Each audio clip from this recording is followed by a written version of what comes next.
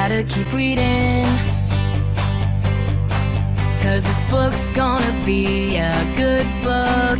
'Cause this book's gonna be a good book. 'Cause this book's gonna be a good book to read. 'Cause this book's gonna be a good book. 'Cause this book's gonna be a good book. 'Cause this book's The Lion, the Witch and the Wardrobe, Chapter 3. Edmund and the Wardrobe. Lucy ran out of the empty room into the passage, and she found the other three. "It's all right," she repeated. "I've come back." "What on earth are you talking about?" Lucy asked Susan. "Why," said Lucy in amazement, "haven't you all been wondering where I was?" "So you've been hiding, have you?" said Peter. "Poor old Lou, hiding and nobody noticed. You'll have to hide longer than that if you want people to start looking for you." "But I've been away for hours and hours," said Lucy. The others all stared at one another. "Batty," said Edmund, tapping his head. "Quite batty." "What do you mean, Lou?" asked Peter. "What I said," answered Lucy. "It was just after breakfast when I went into the wardrobe. And I've been away for hours and hours. And I've had tea, and all sorts of things have happened." "Don't be silly, Lucy," said Susan. "We've only just come out of that room a moment ago, and you were there then."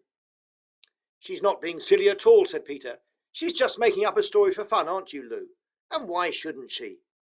"No, Peter, I'm not," she said. It's a magic wardrobe. There's a wood inside it, and it's snowing, and there's a faun and a witch, and it's called Narnia. Come and see." The others didn't know what to think, but Lucy was so excited that they all went back with her into the room.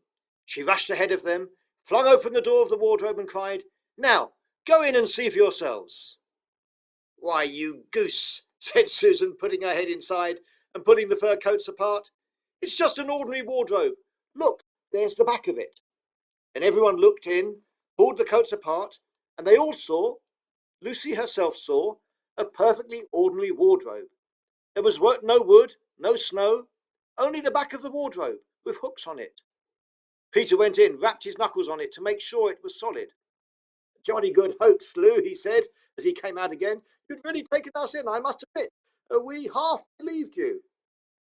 "But it wasn't a hoax at all," said Lucy. "Really and truly. It was all different a moment ago. Honestly it was, I promise." "Come on, Lou," said Peter. "That's going a bit far. You've had your joke. Hadn't you better drop it now?" Lucy grew very red in the face. Tried to say something, though she hardly knew what she was trying to say. She burst into tears. For the next few days, she was very miserable. She could have made it up with the others quite easily, at any moment, if she could have brought herself to say that the whole thing was a story made up for fun. But Lucy was a very truthful girl, and she knew that she really was in the right. She couldn't bring herself to say this. The others, who thought she was telling a lie, and a silly lie at that, made her very unhappy. The two older ones did this without meaning to do it. Edmund, he could be spiteful, and on this occasion he was spiteful. He sneered and jeered at Lucy, and kept on asking her if she'd found any more countries in other cupboards all over the house. What made it worse, that these days ought to have been delightful. The weather was fine. They were out of doors from morning to night, bathing, fishing, climbing trees, lying in the heather. But Lucy could not properly enjoy it. And so things went on until the next wet day. That day, when it came to the afternoon, and there was still no sign of a break in the weather, they decided to play hide and seek. Susan was it. And as soon as the others scattered to hide, Lucy went to the room where the wardrobe was. She didn't mean to hide in the wardrobe, because she knew that that would only set the others talking again about the whole wretched business. But she did want to have one more look inside it, for by this time she herself was beginning to wonder whether Narnia and the faun had just been a dream. The house was so large and complicated, and full of hiding places, that she thought she would have just time to have one more look in the wardrobe and then hide somewhere else. But as soon as she reached it, she heard steps in the passage outside, and then there was nothing for it but to jump into the wardrobe, hold the door close behind her. She didn't shut it properly, because she knew that it is very silly to shut oneself into a wardrobe, even if it is not a magic one. Now the steps she had heard were those of Edmund, and he came into the room just in time to see Lucy vanishing into the wardrobe. He at once decided to get into it himself, not because he thought it was a particularly good place to hide, but because he wanted to go on teasing her about her imaginary country. He opened the door. There were the coats hanging up as usual, and a smell of mothballs, and darkness and silence, but no sign of Lucy. "She thinks I'm Susan, come to catch her," said Edmund to himself, "and so she's keeping very quiet at the back."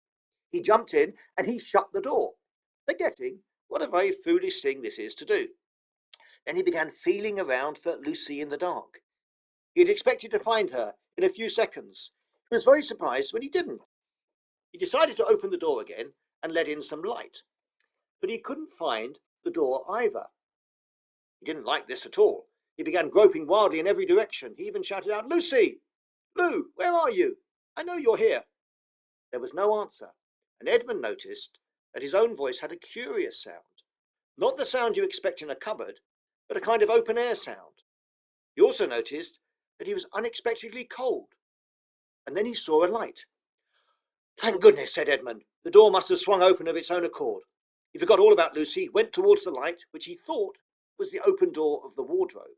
But instead of finding himself stepping out into the spare room, he found himself stepping out from the shadow of some thick, dark fir trees into an open place in the middle of a wood. There was crisp, dry snow under his feet, and more snow lying on the branches of the trees. Overhead, there was a pale blue sky, the sort of sky one sees on a fine winter day in the morning. Straight ahead of him, he saw between the tree trunks the sun just rising, very red and clear. Everything was perfectly still, as if he were the only living creature in the country. There was not even a robin or a squirrel among the trees, and the wood stretched as far as he could see in every direction. He shivered. He now remembered that he had been looking for Lucy, and also how unpleasant he had been to her about her imaginary country, which now turned out not to have been imaginary at all.